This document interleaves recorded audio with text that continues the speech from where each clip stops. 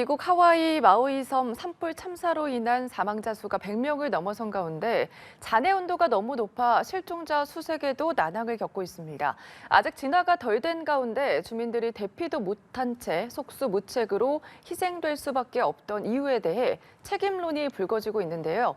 하와이 산불 소식 문현철 한국재난관리학회 부회장과 함께 짚어보도록 하겠습니다. 어서 오십시오. 안녕하세요. 네, 하와이에서 산불이 발생한 지 지금 8일째인데 지금 사망자 수도 100명이 넘어서고 있는 상황이거든요. 진압이 더딘 이유는 뭐라고 보십니까? 네, 지금 뭐 사망자가 하와이 주지사의 그런 의견에 의하면 한 200명 정도가 넘어갈 거다 이렇게까지 얘기되고 있는데요. 이렇게 그 진화가 더딘 이유는 우리나라 산불, 특히 금년 봄 작년에 있었던 우리나라 초대형 산불을 보면 알 수 있듯이 첫째는 건조한 강풍이 오래 지속되고 있다라고 하는 것이고요. 그러다 보니까 산불을 진화해도 다시 재발화가 많이 일어납니다. 그래서 그 재발화들이 계속 일어나고 있고 또 그 땅속 뿌리 쪽으로도 또 저 깊은 그 낙엽층 속에 불이 계속 타고 있다, 불씨가 남아 있다.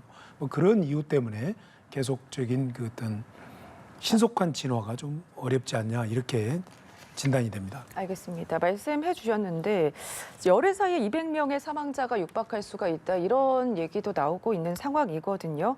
근데 잔해 온도가 또 너무 높아서 수색견들이 접근하는 것도 너무 힘들다 이런 얘기도 나오고 있어요. 저의 개인적인 의견으로 본다면 수색견을 벌써 얘기하는 것은 좀 바람직하지 않다라고 보여집니다. 왜냐하면 개들의 특징이 추위에는 강하지만 더위, 뜨거운 데는 매우 약합니다. 그렇기 때문에 수색견보다는 좀 물을 더 많이 살포한다 할지 또 그 어떤 지금 마우이 섬의 그 산불이 이렇게 대형화된 원인들 중에는 소화전들이 작동이 안 됐다 그래요. 소화전들이. 그렇기 때문에 신속히 소화전을 복구해서 곳곳에 있는 소화전들을 풀 가동해서 물을 좀 많이 뿌리는 것이 일단은 급선무다. 그리고 또 공중 살포 같은 것들 이렇게 하는 것들이 매우 좀 중요하다는 얘기고요. 지상 진화를 잔불정, 우리는 이제 보통 우리나라 산불 진화에서는 잔불정리라는 용어를 쓰는데 지상 진화를 좀 더 강화할 필요가 있다. 이렇게 설명하고 싶습니다. 알겠습니다. 뉴욕타임즈에서는 산과 해안 사이에 이 위치해 있는 라하이나에서 화재 당시에 외부 지역으로 나갈 수 있는 도로가 거의 한 곳밖에 없었기 때문에 희생자가 더 많이 나올 수밖에 없었다. 이런 분석도 나오고 있거든요. 이런 보도도 나오고 있는데 사실상 도피로가 없었다 이렇게 볼 수가 있을까요? 네. 모든 재난에서 마찬가지지만요. 대규모 재난이 발생하면 대피하기 위해서 어느 한 길 쪽으로 많이 쏠리게 됩니다. 이건 매우 위험한 일이에요. 그래서 지금 하와이 주는 미국의 재난관리 시스템에 있어서 연방정부가 구성하고 있는 재난관리 시스템, 주정부가 구성하고 있는 재난관리 시스템이 작동이 되지 않았다 이렇게 진단할 수 있습니다.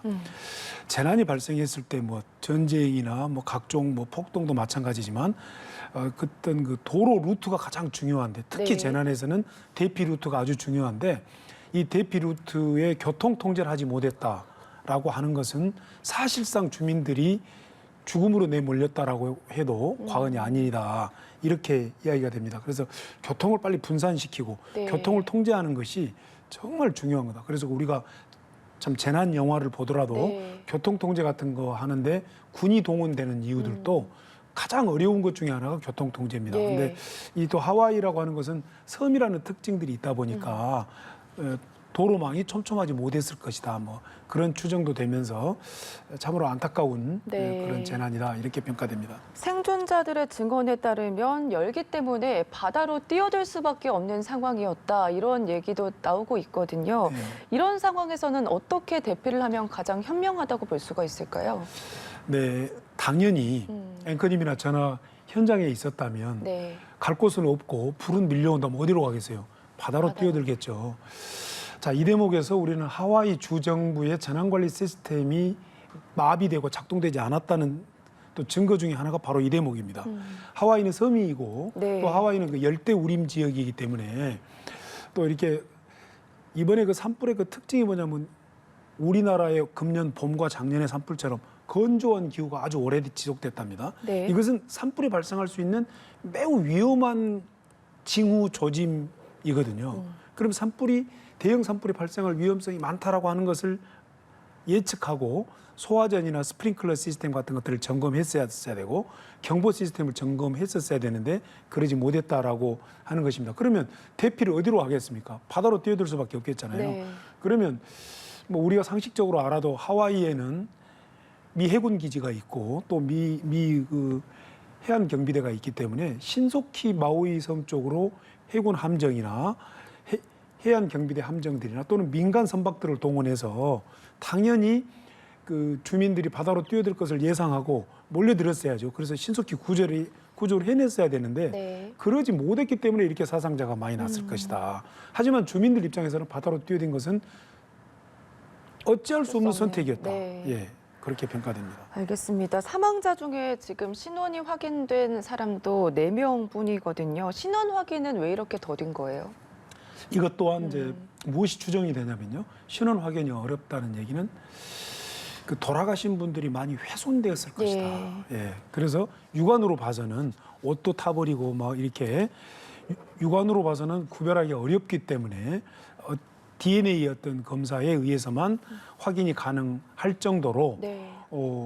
시신 훼손이 많았고 또 어딘가로 휩쓸려 가셔서 찾지 못하는 부분도 있었을 것이다. 아마 그런 원인들 때문에 이렇게 신원 확인 작업이 더디어지지 않았냐. 근데 또 이 대목에서는 또 그 영안실 시설들이 잘 갖추어져 있어야 네. DNA 검사할 때까지 시간이 걸리잖아요. 근데 그런 점들도 좀 우려되는 부분이다. 이렇게 평가됩니다. 이런 상황에서 아무래도 구호 활동도 시급한 상황인데 정부에 지금 구호가 지연이 되면서 자원봉사자가 식수와 휘발유를 배급하고 있다고 합니다. 그렇기 때문에 하와이 주민들은 지금 상황에서는 불만이 극에 달하고 있다 이렇게 볼 수 있을 것 같아요. 네, 그 기본 생필품 보급이 지금 안 되고 있다는 얘기거든요. 네. 그럼 이제 기본 생필품 보급이 안 되고 있다는 얘기는 주민들이 어찌 보면 정부의 보호를 국가의 참 재난관리 시스템으로부터 보호를 전혀 받지 못하고 있다는 그런 얘기입니다. 그런데 이제 또 이런 그 추측을 해봅니다. 또 미국은 군사 강국이기 때문에 네. 여러 가지 그 군사적인 방법으로 여러 주민들에게 공중에서 생필품들을 이렇게 투하시키는 방법들도 많이 있을 것이다. 근데 안타까운 것은 좀 그런 점들이 좀 이렇게 작동이 되지 않고 자원봉사자들에 의해서 물과 지금 이런 연료가 보급된다는 것은 조금 안타깝다라는 그런 말씀을 드리고 싶습니다. 그렇기 때문에 실종자에 따르면 경고도 계획도 대피령도 당국도 없었다 이런 평가를 내놓기도 했는데 지금 같은 상황에서 그러면 정부의 역할은 뭐라고 보십니까?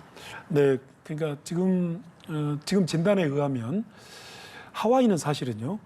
그 경보 시스템, 어떤 재난이나 여러 가지 무슨 군사적인 위기나 참 재난 쓰나미로부터 가장 그 경보 시스템이 잘 되어 있는 지역 중에 하나로 지금 미국 내에서는 그렇게 평가가 되는데요. 네. 경보 시스템도 작동되지 않았다라고 하는 것이고 또 여러 가지 그런 그 재난 시스템들이 작동되지 않은 걸 보면 하와이 주정부와 그 마우이 섬 간의 어떤 그런 국가 행정망 시스템들 그리고 그러한 시스템을 작동시키는 주지사나 또는 그 마우이 섬의 행정 책임자 간에 뭔가 소통이 좀 잘 되고 있지 않고 훈련 같은 것도 되고 있지 않고 네. 점검 같은 것들도 되고 있지 않다.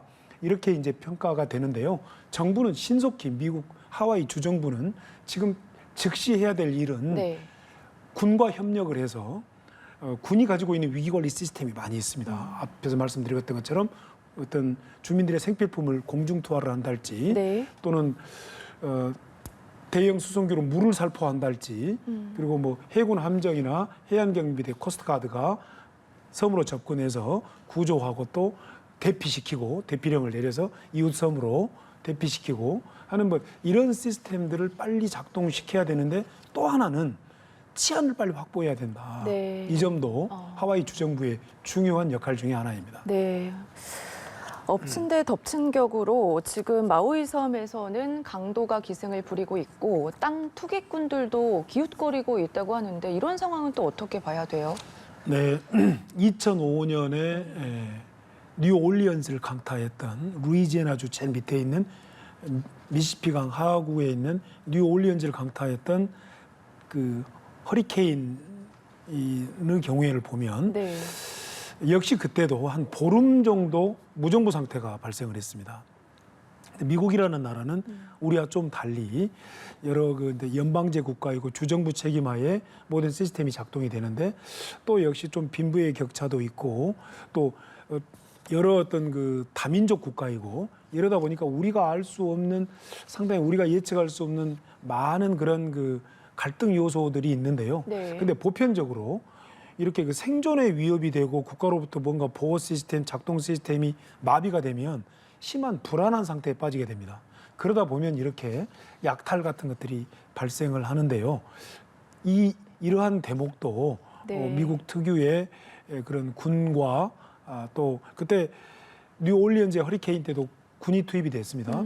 군과 또는 경찰 네. 그리고 현 주 정부가 합동으로 그런 국가 위기 관리 시스템을 작동시켜서 치안을 빨리 확보하는 네. 것이 무엇보다 중요하다고 보여집니다. 예, 화재 원인은 여전히 밝혀지지 않고 있는 상황에서 강풍에 날린 전선이 하와이 산불을 일으켰다 이런 주장은 계속해서 나오고 있습니다. 이와 관련해서 전력회사가 피소가 됐고 대피를 알리지 않은 경보 사이렌이 울리지 않아서 이 부분에 대해서도 경찰이 수사를 한다면서요. 네, 계속 반복된 말씀이지만 재난관리 시스템이 작동이 되는 데 있어서는 초기에 경보를 울려서 빨리 주민들에게 그 위험을 알리고 대피하는 이런 시스템들이 작동이 돼야 되는 것인데 그러지 못한 점들이 참으로 미스테리하다. 왜냐하면 하와이가 가장 경보 시스템이 잘 발달되어 있는 네. 태평양 한가운데에 있는 섬이기 때문에 뭐 쓰나미랄지 또 뭐 화산 폭발이랄지 지진이 아주 많은 섬이기 때문에 그럼에도 불구하고 그게 작동이 안 됐다는 점은 참으로 이해할 수 없고요.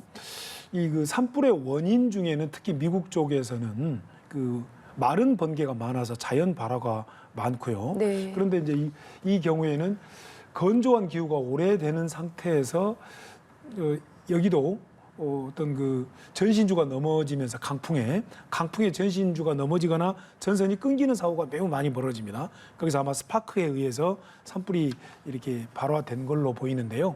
그럼 무엇보다도 네. 건조한 기후가 오랫동안 지속되고 있었다는 얘기는 하와이 주정부는 이 산불이 분명히 발생한다. 그리고 이미 지금 그 캐나다 쪽에서도 큰 산불이 났었지 않습니까? 네.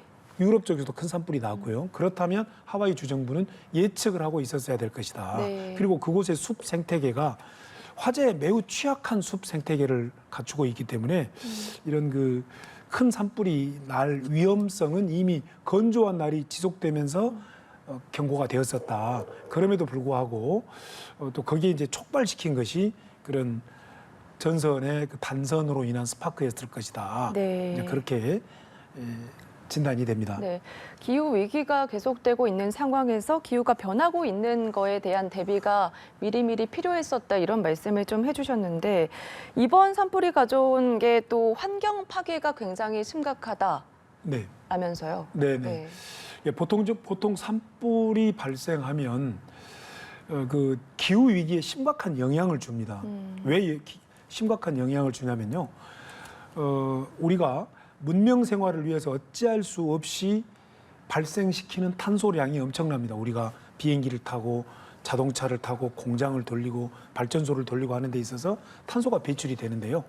이 탄소를 생태 기반적으로 흡수할 수 있는 아주 좋은 기능을 하는 곳이 바로 숲입니다. 나무들이 탄소 동화주 작용, 광합성을 통해서 이렇게 탄소를 흡수하는데요. 근데 문제는 산불이 나버리면 네. 두 가지 측면에서 탄소 흡수를 방해하거나 탄소를 오히려 발생시킵니다. 뭐냐면 산불이 남으로써 숲이 타버리기 때문에 그 그만큼의 탄소 흡수 기능을 마비시켜버리고요. 네. 그다음에 또 산불이 남으로써 그 연소가 되는 과정 속에서 엄청난 탄소를 많이 배출시키는 겁니다. 그래서 네. 이 산불은 기후 위기에 매우 악영향을 미친다. 특히 열대우림에서의 산불은 더 치명적인 겁니다. 열대우림은 우리와 달리 네. 겨울이 없기 때문에 왕성한 탄소 동화 작용, 나무의 성장들이 일어나면서 엄청나게 많은 탄소를 흡수하고 있거든요. 네. 그런 측면에서 봤을 때 이번은 참 안타깝다라는 생각이 들고, 우리 교민 피해가 다행히 교민의 인명 피해가 없었던 것은 네. 참으로 다행이다. 우리나라 재외국민 보호 시스템이 또 잘 작동되었다. 뭐 이렇게도 또 평가할 수가 있겠습니다. 네, 하와이가 아무래도 세계적인 관광지의 참사인 만큼 또 세계적인 구호 활동도 절실해 보이는 상황이거든요. 현 상황에서 가장 필요한 도움은 뭐라고 보십니까? 네, 우리 정부도 한 200만 달러를 벌써 지금 지원을 지금 준비하고 있다고 지금 알려지고 있습니다. 네.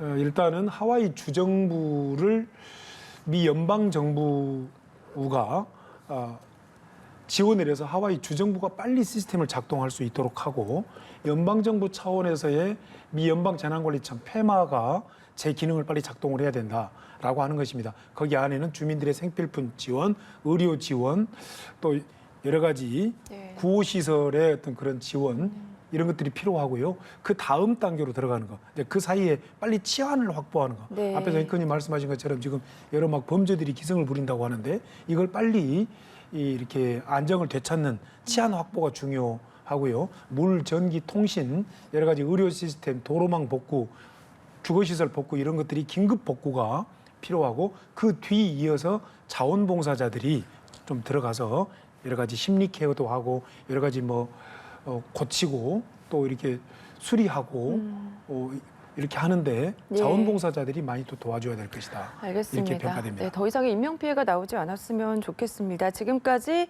문현철 한국 산불학회 회장과 이야기 나눠봤습니다. 고맙습니다. 고맙습니다.